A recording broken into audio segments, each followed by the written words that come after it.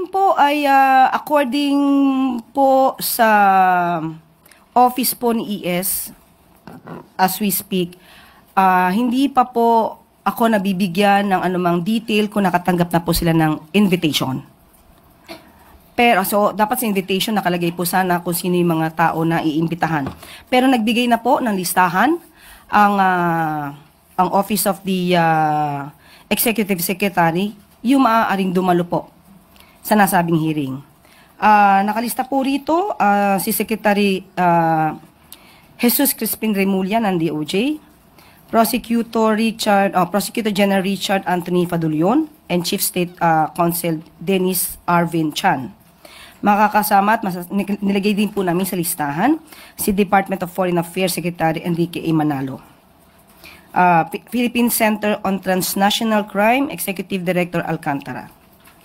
PNP General Romel Francisco Marbil and General Nicolas Torre. From DMW, si Secretary Hans Kakda.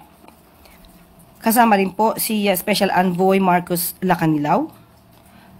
And from the SEC, Attorney R.J. Bernal and Attorney Ferdinand Logi Santiago.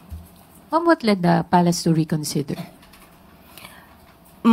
Kung nagkausap man po sila ni Senate President Chis Escudero, binigyan din po natin ng pagrespeto ang kanyang hiling.